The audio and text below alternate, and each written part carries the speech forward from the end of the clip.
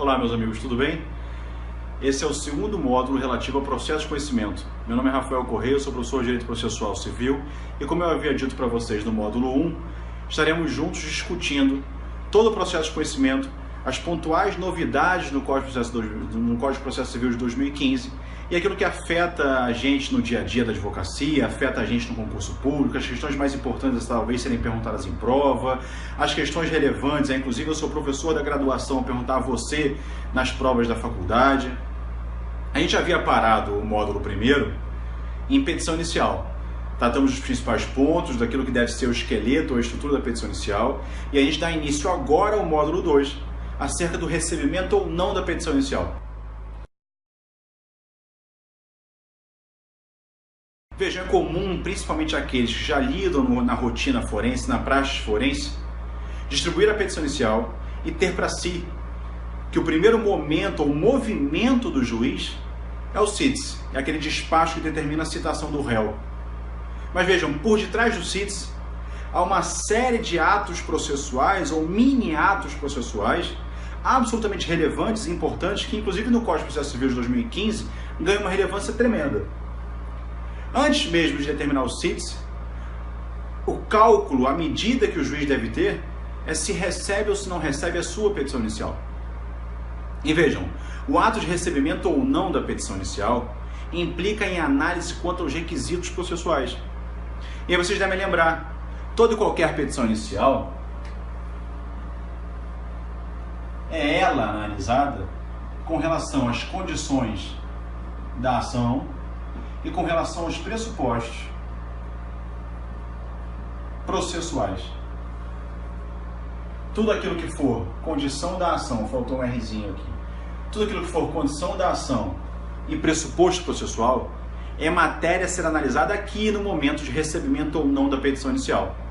Mas vejam, aqueles que já militavam no Código de Processo Civil anterior, a gente tinha no CPC de 73 três condições da ação: legitimidade, interesse de agir e possibilidade jurídica do pedido. A legitimidade se dividiria em legitimidade ordinária e extraordinária, né? Ao lado delas lá, sem se confundir, a representação processual. O interesse de agir, normalmente dividido pela doutrina em necessidade e adequação, né? A necessidade que se tem do jurisdicionado ter a necessidade de intervenção do Poder Judiciário naquela relação, e um instrumento mais adequado à persecução daquele bem da vida. Né? Interesse de agir ou interesse processual, de forma comum, é visto sob esses dois vieses. E por último, a possibilidade jurídica do pedido, que é absolutamente difícil a gente delinear ou pontuar, dar um conceito positivo do que é a possibilidade jurídica do pedido, mas é mais fácil fazer um conceito negativo do que é a possibilidade jurídica do pedido. É muito parecido, eu costumo brincar em sala de aula e me parece que é verdade. A possibilidade jurídica do pedido é bem parecida com a dignidade da pessoa humana. Eu não consigo delinear o que é a dignidade da pessoa humana. Mas porventura passar na rua e ver uma criança eventualmente passando fome, eu consigo pontuar, apontar o dedo de que, olha, isso aqui deve ferir a dignidade da pessoa humana. É um conceito tido a contrário senso. É assim a possibilidade jurídica do pedido. É tudo aquilo que não nos parecer imoral, tudo aquilo que não parecer ilegal, tudo aquilo que não afrontar os princípios gerais de direito. Tudo que for assim, faz-se a leitura de que é possível ser pedido juridicamente. Só que a possibilidade jurídica do pedido no Código de Processo Civil de 73 era uma condição da ação. Agora a possibilidade jurídica do pedido deixa de ser uma condição da ação. Em outras palavras, no CPC de 2015, as condições da ação são duas: interesse de agir e legitimidade. Eu não tenho mais a possibilidade jurídica do pedido como uma condição da ação. O problema nisso tudo é que eu tenho visto em alguns manuais de processo civil autores ignorarem o fato disso não ser mais uma condenação, uma condição da ação, e pura e simplesmente pontuar. Dizer, olha, o Código de Processo Civil 2015 retira enquanto seus requisitos condição da ação a possibilidade jurídica do pedido, e ponto. Ele não faz ou não escreve mais uma linha a respeito da possibilidade jurídica do pedido. E me parece um grande equívoco. É uma falha aqui, é uma omissão do autor no momento de elaboração do seu manual, do seu livro. A possibilidade jurídica do pedido deixou de ser uma condição da ação, mas ela não deixou de ser requisito de análise do juiz.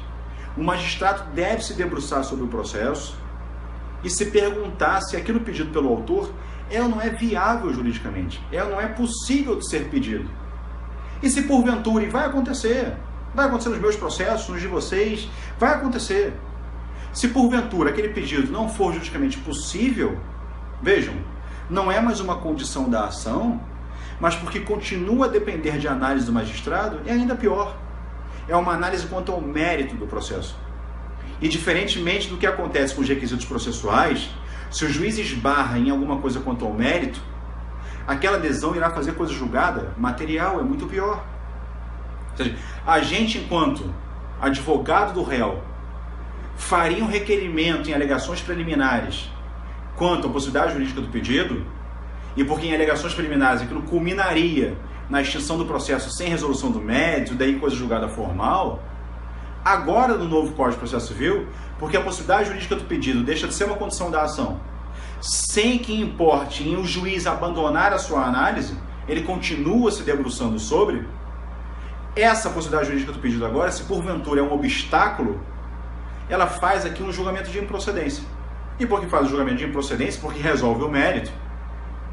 Trata-se de coisa julgada material, o que é muito pior, ou que é muito mais grave, muito mais severo ao autor, certo? Nesse primeiro momento, então, de análise do magistrado entre receber ou não receber a petição inicial, os requisitos de análise são requisitos processuais, são requisitos quanto à forma. É como se a gente conseguisse imaginar, para aqueles que forem mais visuais, se aquela caixinha se vê perfeita ou não. Você já me lembrar lá atrás que se fala em um direito constitucional de demandar, há um direito de ação. Mas esse direito de ação somente se instrumentaliza, se materializa, se porventura os requisitos processuais estiverem perfeitos. E volto a dizer, o momento de análise aqui é quanto à legitimidade da parte, quanto ao interesse de agir, quanto à inépcia de uma petição inicial. São requisitos processuais, são requisitos quanto à forma, são requisitos para que aquela caixinha que a gente imaginou agora há pouco esteja perfeita. Se essa caixinha estiver perfeita, ótimo, é possível abrir a caixinha e olhar o conteúdo.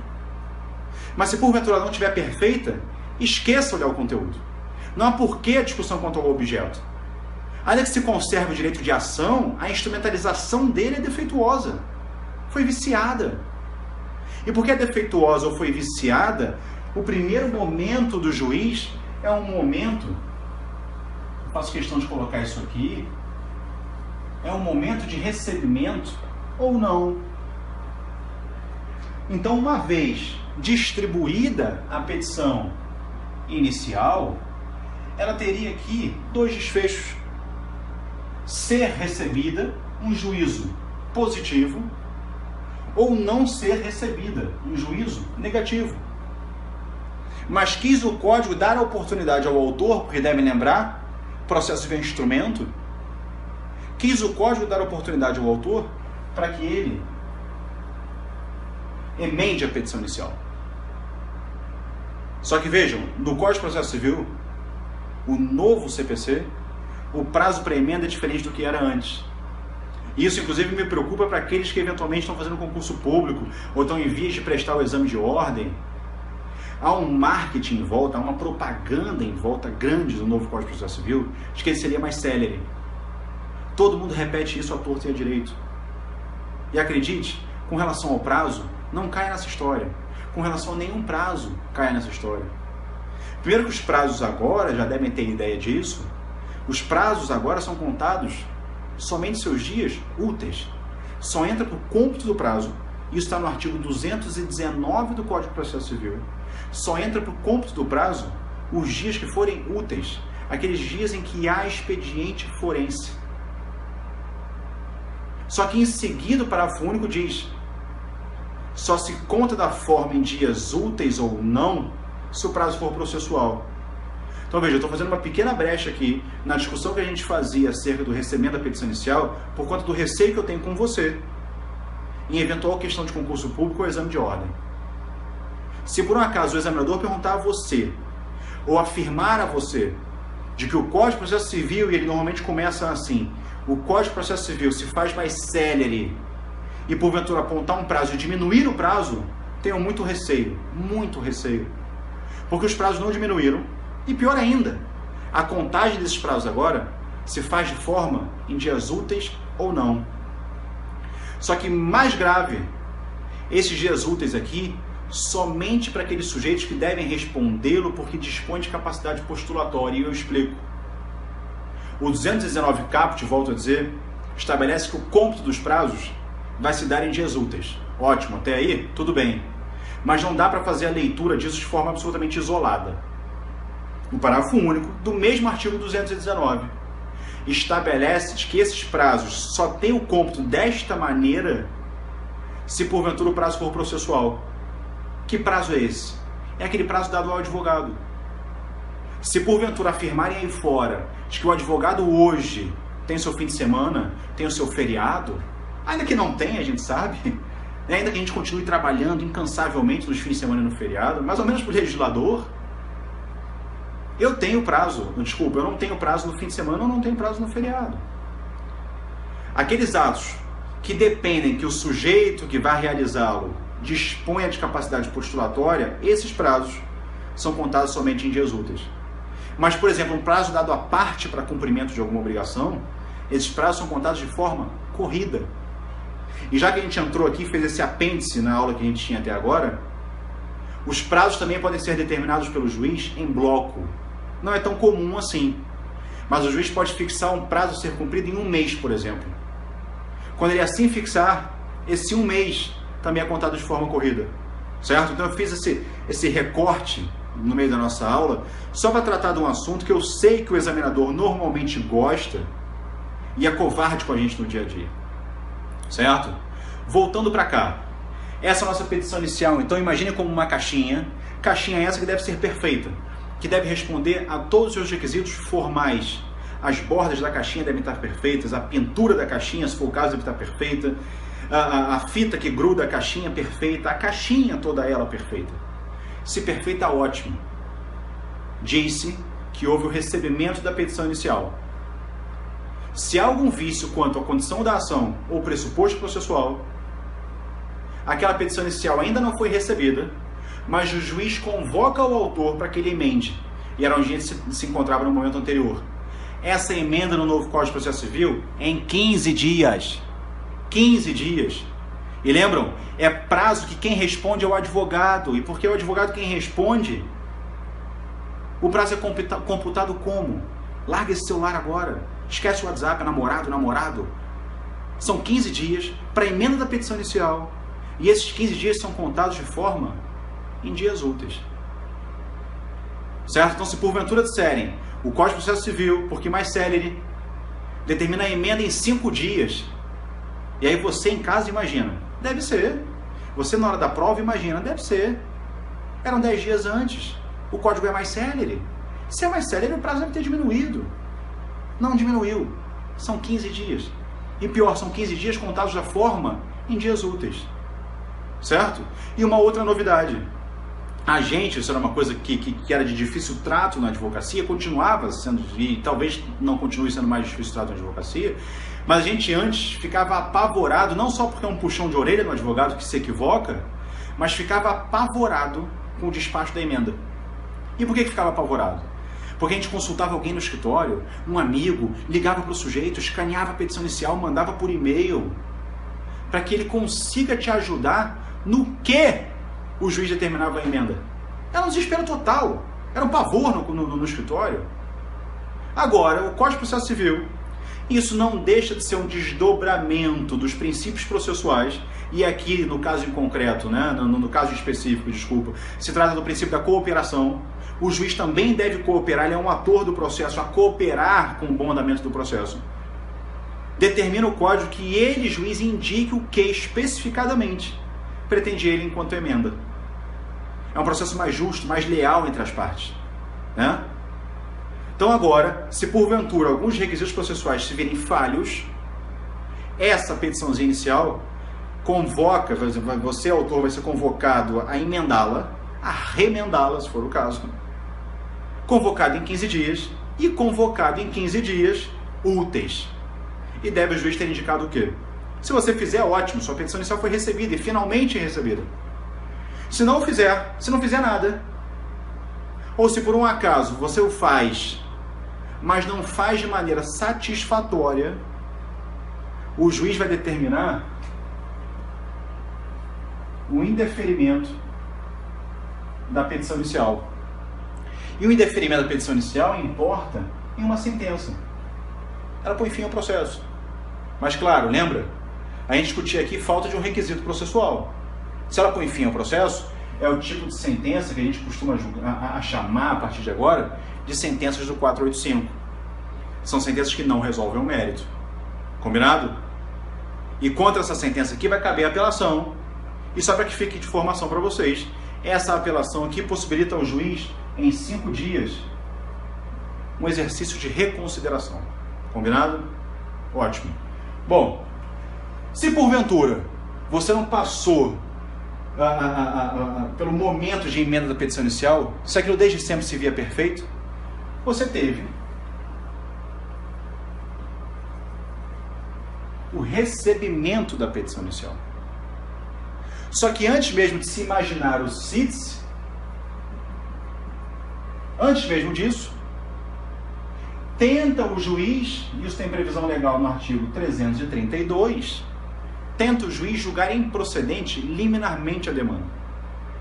Porque o nosso momento aqui é pequeno, isso ficaria para um curso sobre direito processual civil, eu só vou pontuar as hipóteses de improcedência liminar, mas são hipóteses absolutamente relevantes, merece todo o estudo de vocês no dia a dia, merece todo o cuidado de vocês no dia a dia. Isso é a matéria certa a ser cobrada em concurso e a matéria certa a servir a gente na advocacia. Porque agora acreditem, nesse momento, e o improcedência liminar é um deles, nesse momento é que o código se faz mais sério. E aqui eu estou me referindo às hipóteses da improcedência liminar, a todo o rol do artigo 332. Ali diz o código, diz o legislador, que pode o juiz julgar improcedente liminarmente nos casos de prescrição e decadência, nos casos de julgamento repetitivo, e aí leia-se, RE e RESP repetitivos, incidentes de resolução de demanda repetitivos, assunção de competência, e também pode o juiz julgar improcedente liminarmente nas hipóteses de enunciados de súmula de tribunal. Uma súmula do TJ, uma súmula do TRF, uma súmula do STJ, do STF. Se por um acaso em descompasso aquilo que pretende o autor, pode o juiz julgar improcedente liminarmente.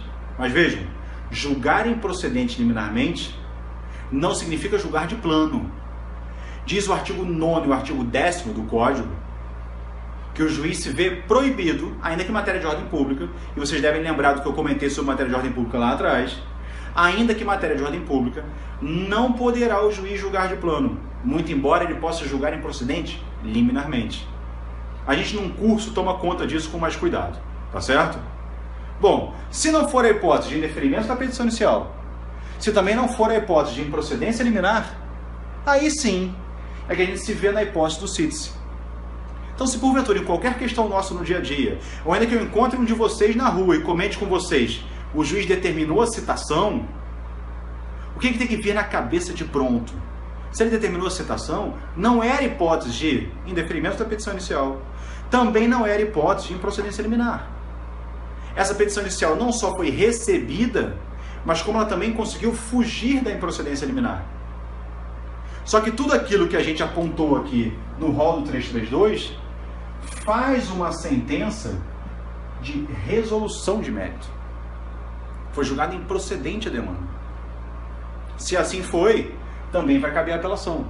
A apelação essa que, idêntica ao indeferimento da petição inicial, também dá ao juiz a oportunidade de reconsideração em 5 dias. E isso não é novo, hein? Já havia esse tipo de previsão no CPC de 73. Certo?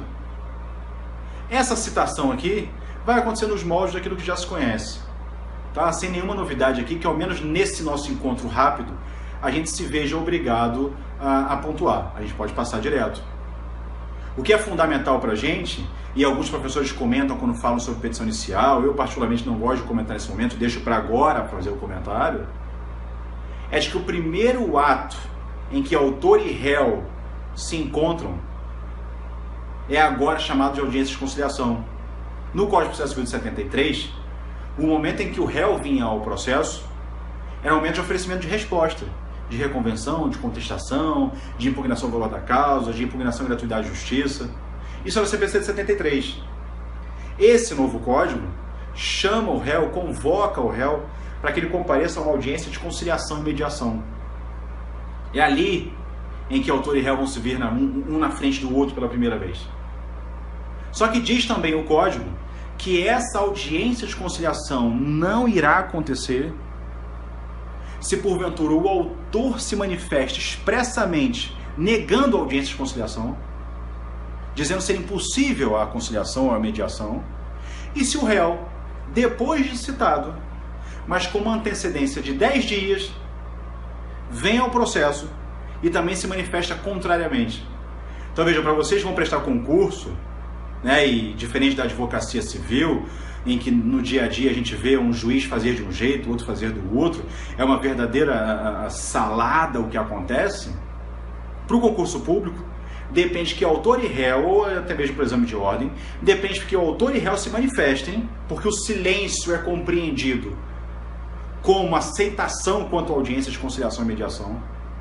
É preciso que autor e réu se manifestem, o autor na petição inicial e o réu nessa petiçãozinha 10 dias antes da data da audiência designada, sobre a impossibilidade de conciliar. Se assim for, não tem jeito. O juiz deve retirar a audiência de conciliação de pauta ou a de mediação de pauta, e porque retira de pauta, 15 dias depois, deve você, réu, oferecer a resposta. Mas tomem cuidado. Se você, réu, veio ao processo, disse que não pretende conciliar naqueles 10 dias anteriores, daquela data, 15 dias adiante, deve você oferecer resposta. Não é da data da audiência de conciliação. Se fizer assim, vai perder o prazo. E perder o prazo é fatal, todos sabem. Se você, réu, não pretende conciliar e já havia manifestação do autor nesse sentido, o juiz irá retirar de pauta. Mas para retirar de pauta, você, réu, veio ao processo 10 dias antes da audiência e protocolou. É uma simples petição. Talvez de uma frase só. Impossível a conciliação, ponto. Isso basta. Só que dessa data do protocolo, 15 dias à frente, você, réu, deve trazer a resposta. E aí, de novo, por conta do papo que a gente tinha há pouquíssimo tempo atrás. Esses 15 dias, úteis ou não? Me diz você agora, os 15 dias são úteis ou não são úteis? Lembra da nossa jogada para identificar se são úteis ou não? Esses 15 dias, quem vem ao processo? É o sujeito que tem capacidade postulatória ou é a parte? É o advogado quem vem ao processo. Se é ele, advogado, quem vem ao processo, ele descansa no feriado, descansa no fim de semana, descansa. Se descansa, os dias são computados de forma em dias úteis. Combinado isso aqui? Certo?